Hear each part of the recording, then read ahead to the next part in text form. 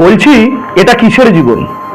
সকালে ঘুম থেকে উঠলেন, ব্রেকফাস্ট করলেন, স্নান করলেন, চলে গেলেন, আবার ফিরে এলেন, খাবার খেলেন, টিভি দেখলেন, এদিক ওদিক কাউকে খামড়ালেন, আছড়ালেন, আবার শুয়ে পড়লেন। Next day same repeating. এসব করে সারা মাসে আপনি কি অর্জন করলেন? কিচ্ছু না। এইভাবে এক মাস চলে যাবে, আরেকটা মাস আসবে, এইভাবে একটা বছর কেটে যাবে, আরেকটা বছর আসবে। তুমি কখনো তরুণ ছিলে, একদিন বুঝতে পারবে তোমার চুল পেকে গেছে আর দাঁতও নড়ছে। একদিন হঠাৎ দেখতে পারবে মৃত্যু সামনে দাঁড়িয়ে আছে আর তোমার হাত খালি, তুমি কিচ্ছু অর্জন করনি।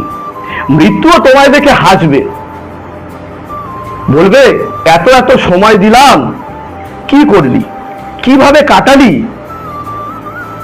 একেই বলে ছোট্ট জীবন। হতে পারে আপনি 80-90 বছর অবধি বেঁচে থাকবেন, কিন্তু মনে রাখবেন তার মধ্যে 40 থেকে 45টা বছর আপনি শুধু ঘুমিয়েই কাটিয়েছেন।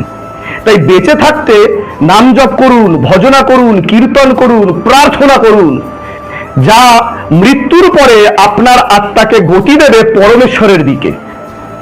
ওম নমঃ শিবায় শান্তায় কর্মত্রায় হেতবে নিবেদয়ামি চত্বানন্তং গতি পরমেশ্বরম। ওম নমঃ শিবায়, ওম নমঃ শিবায়, ওম নমঃ শিবায়। জয় শিবধাম।